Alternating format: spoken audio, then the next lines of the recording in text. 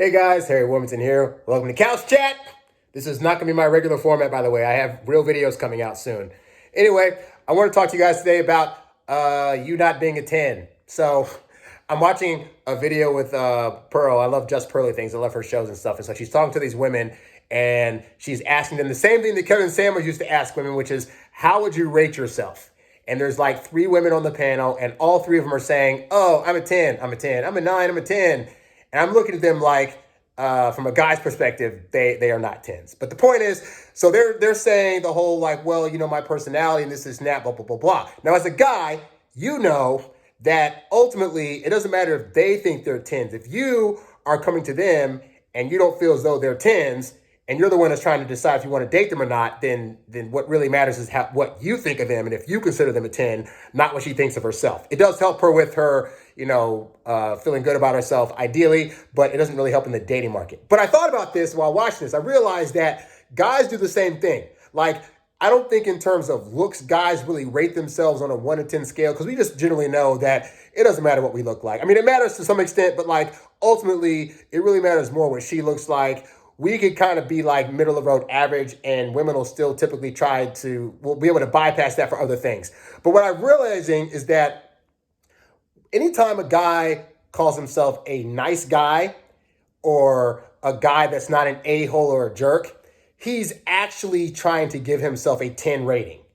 And it's in the sense of we're thinking that we already are everything that women should want in a guy, much in the same way that these women are thinking that from their perspective, they're calling themselves 10s because they feel as though they have everything that they need in order to keep a guy around. Now, we can look at these women objectively and say, that's not true. And if it was true, you'd be able to keep any guy that came around.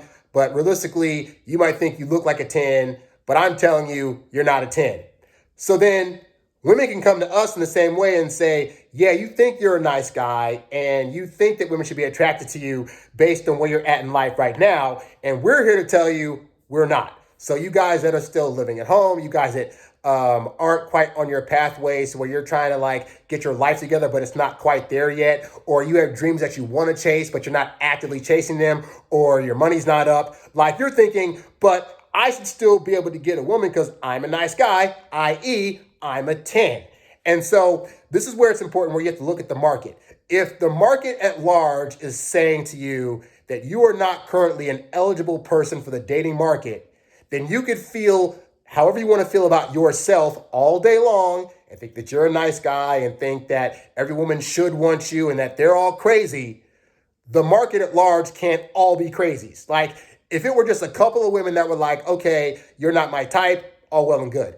If every woman you come across eventually is like, I can't deal with you, look at your life situation, look at how you look at how you dress yourself, look at how your social skills are, look at your job situation, look at your money situation, and really, really see if you're actually a quote unquote 10 in those departments. Because ultimately, if you're not bringing to the table things that women want or need, then you can call yourself a nice guy, a non-jerk, a quote unquote 10 all day long.